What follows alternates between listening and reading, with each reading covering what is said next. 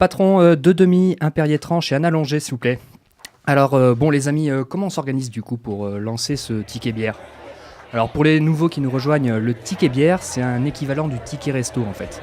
Sauf que vous l'aurez compris, cette fois, ça marche pour une consommation de comptoir, que ce soit un café, un muscadet, un diabolomante ou une infusion digestion légère, peu importe. Ça permettra aux gens qui ont des idées, de pouvoir les concrétiser avec des copains, en toute convivialité. Bon, maintenant, comment on le met en place? Voilà une scène qui arrive très régulièrement dans les troquets, les cafés de France et de Navarre, sous la houlette de gens déjantés, un peu rêveurs, mais profondément naïfs. Des idées se mettent en place, se construisent sur le bord d'un zinc où traînent encore quelques miettes, la trace d'une tasse de café trop remplie. On est interrompu tout d'un coup par un camarade qui rentre et qui connaît un tel à la table, prend 2-3 nouvelles et rejoint sa propre table ensuite. Puis on s'y remet, 2-3 discrétions bien sûr pour décompresser, et nous voilà à reconstruire, à imaginer, à ciseler l'idée ingénue qui a pris forme dans la tête de quelques-uns et qui au fur et à mesure de la soirée devient réalisable grâce aux apports de chacun. Alors cette rencontre doit cependant prendre fin, on a parfois débordé, il est 2h du mat et le café va fermer. Toutes les belles aventures commencent à plusieurs, mais elles commencent aussi bien souvent dans un moment de convivialité. Et prendre le temps de discuter, de s'asseoir, de flâner pour que s'exprime un peu d'humanité, pour confronter, pour partager. Prendre un verre participe à cela parce qu'une boisson alcoolisée se boit doucement pour éviter les effets néfastes de l'alcool.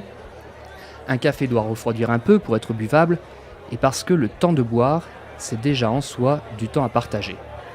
Donc finalement, ce n'est qu'un prétexte à se poser et à s'accorder du temps.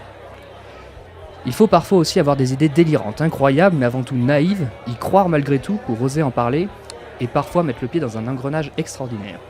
Bien sûr, on a, pour beaucoup ici, invité la jolie brune ou le joli brun à boire un verre, naïvement ou pas, pour démarrer de belles histoires.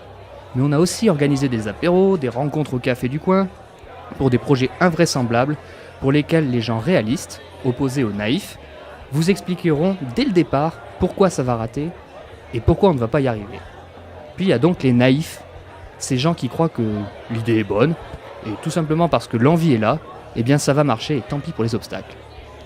Partir sans idées reçues, sans rien connaître des recettes habituelles, proposer et aviser ensuite sans trop prévoir, c'est faire tomber des barrières culturelles, des qu'en dira-t-on, que l'on s'impose parfois inconsciemment alors qu'elles n'ont pas lieu d'être.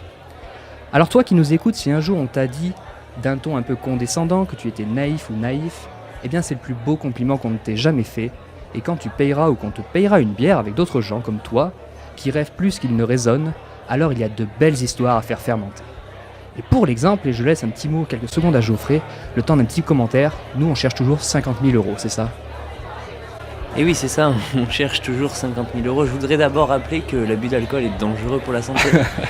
Mais c'est vrai que quand on a le souvenir d'un Antoine avec les lèvres roses de vinasse, les yeux éclatés par des rhums endiablés, on peut se dire qu'effectivement l'utopie est à l'horizon et qu'il vaut parfois mieux être naïf mais concret que et j'ai pas la suite.